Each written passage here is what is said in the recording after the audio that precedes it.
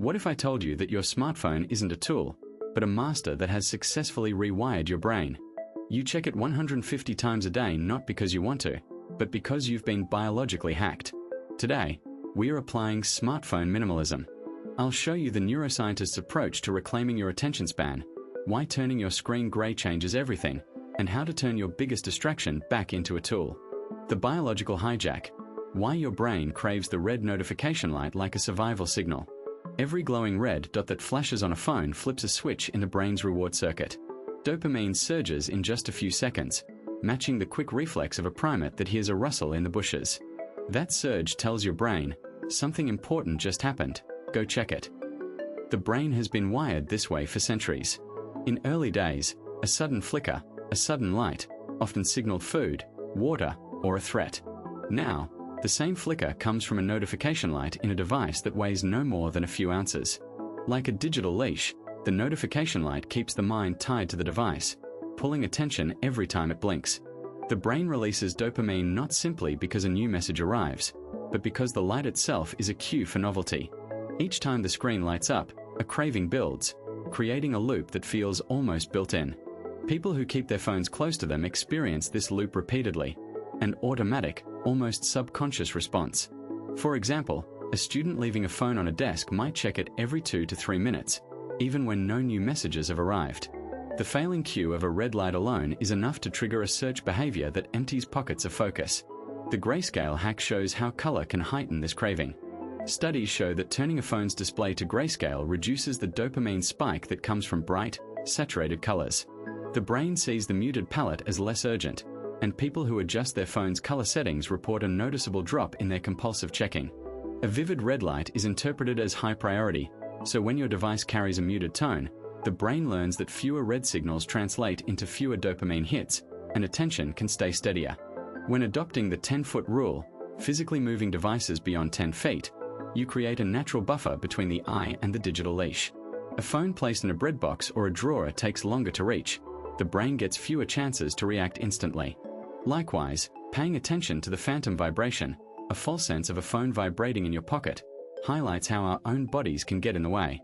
People often feel the device buzz, but a quick trick is to cover the phone with a cloth. The muscle memory of a vibration cue diminishes, and focus returns to the task at hand. Putting the dots together, you learn that the red notification light acts like a modern survival signal, hijacking the dopamine pathway that survived for hunting and gathering. By dimming color, moving the device, or applying the 10-foot rule, you can politely ask your brain's survival instinct to pause, thereby regaining control over your attention span. The grayscale shift. How removing color from your phone kills the dopamine reward loop instantly. The first time you tap a bright red like button after scrolling, you feel a flash of joy, a quick buzz in your brain that says, good, I got attention. Scientists say this is the dopamine reward ladder, and color is one of the biggest stairs. Colorful icons, bold push notifications, even the rainbow scroll wheel in social feeds all feast on the brain's craving for novelty. Because of this, a large portion of our day is spent following a digital leash that lures us with vivid hues. When you switch your screen to grayscale, the staircase collapses. Studies that measured brain activity while users engaged with apps found a sharp drop in dopamine release when colors faded to black, white, and gray. The visual cue alone, no red text, no neon icons, does not trigger that pleasure response. It forces the brain to process information more slowly, shifting focus from quick gratification to thoughtful consideration. In practice, this means you're less likely to keep swiping just to catch the next eye-catching banner. Your phone's color scheme shapes your habits. Picture an inbox full of blinking, colorful alerts. The lure is strong enough that 70% of people scroll continuously for hours a day. Once you strip those colors away, the alerts become flat, almost like a muted lullaby. The grayscale hack turns the phone into a stark, minimalist dashboard that tells your brain, this is information, not energy. Users report noticing fewer mindless taps, settings click, emails read, everything takes a moment to settle. The digital leash is broken because color is no longer the bright tail tugging it. One test from an independent tech lab found that after 30 days of grayscale usage, participants reported a 40% reduction in compulsive checking. Their phone time dropped to an average of 35 minutes daily, compared to the 90 minutes typical of their pre-hack data. The loss isn't dramatic, but the consistency matters. It's like walking into a quiet room after a neighborhood rave. The stillness pulls the body to settle, not sprint. Don't forget the phantom vibration, a myth that even a turned-off phone can feel every notification. Teenagers who tested this reported a 60% decline in perceived vibration after switching to grayscale. The signal is gone. The mind's expectation collapses. Less phantom buzzing means less anxiety about missing a drop. Your attention is reclaimed, one uncolored pixel at a time. Environment design. Why the 10-foot rule is the only way to stop the phantom vibration syndrome. Smartphones hum, buzz, and buzz again while we scroll, keeping our attention locked in a loop. Every notification lights up the screen and triggers the brain's reward system, making us feel must-reply urgency. Endlessly, the device becomes a tug rope that pulls us back, stretching our limits like a tight digital leash. The solution is surprisingly simple. Space the phone away from us. Distance is the body-brain shortcut that breaks phantom vibration. When a phone sits 30 inches from a relaxed hand, the sensor signal is delayed enough to expand perceptual latency. The brain interprets delayed vibrational cues as false warnings, and over time adaptive learning builds, so each buzz no longer feels urgent. This phenomenon can be visualized by the grayscale hack, which prevents the brain from processing urgency because a lighter scene offers fewer actionable cues. Take a concrete example.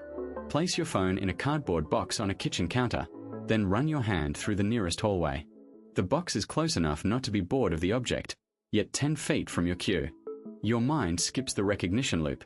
The phone is now a distant metric, not immediate. For a person who checks their phone every minute, the first week of a 10-foot distance produces noticeably fewer phantom nudge alerts. Within a month, the day-long pause in impulse reactions becomes a natural rhythm. Another frequent first step is the remote caption. If your phone is locked on a bedside table but a simple red "I'm not taking this call" sticker is glued to an edge, the avoidance instinct kicks in before the ringtone starts. The phone's notes are visualized as a coupon, and the act of physically moving the device to another room becomes a self-reinforced task. Over time, the phone is no longer located at the end of your storytelling chain. It's bolted to an environment that no longer offers an impossible riddle. Practically, adopt 3 sub-rules when setting up this 10-foot buffer. First, set a location that is visible yet unreachable. Think a shelf or a tote, where the phone may sit but not be touched for 15 minutes after notification. Second, use a physical marker like a bright band or color-coded case to signal a restraint.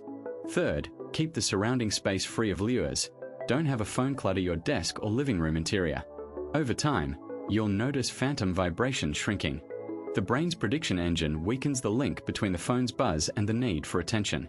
When the next notification flashes, your brain spins up a pattern recognition that lowers the emotional activation.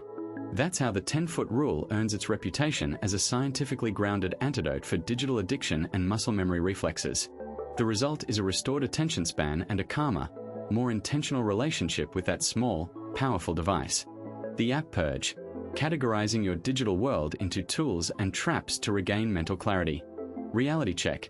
Most people touch a screen more than 150 times a day. That's like walking, dragging your hand through another life. Your attention fragments with each tap. You end up tuned into the constant buzz, not onto the clean lines you need to think. Begin by sorting every app into 2 buckets. Tools do one job, well defined. The calculator, the notes app, the calendar that syncs with your work email. Traps waste energy. They lure you into endless loops. A game that rolls a new level every few minutes, a social feed that autoplays videos, or a news app that sways you into scrolling past heartbeat. The difference? Tools answer a request, traps answer a craving. Look at the list as if you're cleaning a toolkit instead of a junk drawer. Once you're clear, it's time to purge. First, try the 10-foot rule. Step away from the phone, let your knee hit the floor, and watch a craving hit its ebb. It works because the pause forces your brain to disconnect from the habitual reflex. Next, deploy the grayscale hack during the week. Turn your screen to shades of silver. Colorless interfaces pull fewer muscles and keep distractions idle. Your eye will notice when a bright notification pops up, and you'll pause to decide if it truly matters. Establish a digital leash. Keep essential devices in one, restricted access zone, like a room corner. Leave the rest in a drawer or a low-lying shelf where you can't see or reach them. The phantom vibration, that nagging sense that a call is missed, dies when you're physically far. Start each day by running a quick audit. Open your app drawer, swipe to mark every tool, then delete, uninstall, or archive every trap. Give yourself a single purge session each week. Notice the shift: your phone's quieter presence, your mind's attention span stretches. The detox isn't a one-time chore. It's a regular sprint that keeps your mental clarity on track. The intentional check: moving from reactive scrolling to proactive usage for a 10x focus boost. Did you know the average person opens their phone about 150 times a day? Each tap releases a quick burst of dopamine, rewarding the habit even if the action offers no real value. Now picture a coffee mug that keeps spilling because you never finish a drink. That mug is the digital leash that still pulls you toward reactive scrolling. When you become a driver instead of a passenger, your brain's executive function can finally unwind its tangled wires and let attention flow. Think of reactive scrolling as the grayscale hack in motion. Like watching a movie that blurs until a single frame pops into focus, the brain struggles to find a clear reward. Proactive usage flips that image. Instead of letting images blur through a random stream, you set a clear destination. Decide beforehand which app you'll open and how long you'll spend there. No more mindless drift. When the phone no longer owns your curiosity, your focus only multiplies. Studies show that limiting interruptions can increase task performance by up to 4 times. Start your intentional check by applying the 10-foot rule. When you wake, leave your phone in another room. The farther it is, the less it feels like a constant tether. For the next 15 minutes, work on a single project, then reward yourself with a brief, scheduled phone break. In the middle of a long email, turn off notifications entirely. If a notification rings, turn the phone to silent and check only once every 30 minutes. In the middle of a conversation, keep your phone on airplane mode. This creates a soundless boundary that prevents the phantom vibration from pulling you back. Picture this in practice. You're logging a project report. Before you start, remove the digital leash by placing your phone on the kitchen counter, set a timer for 20 minutes, and use the grayscale hack by turning the display to grayscale for the duration. Once the timer blinks, check your phone for 1 minute, note the vibration, and decide if it's worth the draw. It turns a habit of reactive scrolling into a deliberate cycle, giving your mind room to breathe and focus. The end result? You'll notice tasks finishing faster, fewer gaps in memory, and a sudden, sweet clarity. Proof that a small change can indeed yield a 10x focus boost. Did you know that the average person scrolls their phone over 4,000 times a day? That's a blast of distractions that hog your attention like a petri dish for parasites. Your mind is already saturated. Time to break it free. Think of the phone as the digital leash that keeps you tethered to constant novelty. We've shown you how to cut that leash with the 10-foot rule. Put your phone 10 feet away whenever you need a clear headspace. If you can't do that, try the grayscale hack. Strip those bright colors, and your brain gets the signal that alerts are less urgent. And remember the phantom vibration, that trick that tricks the mind into feeling like it's connected when it's actually not. Now, let's recap the science-backed steps you can start today. Set boundaries. Declare specific hours when you swap phone for a physical activity. Create a cue. Use an alarm or a distinct room layout to remind you to unplug. Replace dopamine hits. Swap scrolling for short stretching, breathing, or a quick walk. Practice presence. Take micro breaks to focus on your immediate surroundings, not the screen. You're not alone in this feel like a roller coaster. Hundreds of viewers are just beginning their first detox. To make the shift easier, share the techniques that worked for you in the comments. I read every thread. If you found the tips useful, hit the like button, share this with a friend who needs a break, and subscribe so you're the first to hear about our upcoming deep dive into the Habit Loop SCI Chronicles, where we'll explore how tiny changes can rewrite brain wiring. Your attention is a fierce resource. Let's keep it on the prize, not on a leash. Take the first step, and let us know how you'll reclaim your focus today. Stay tuned, stay curious, and keep that mind sharp.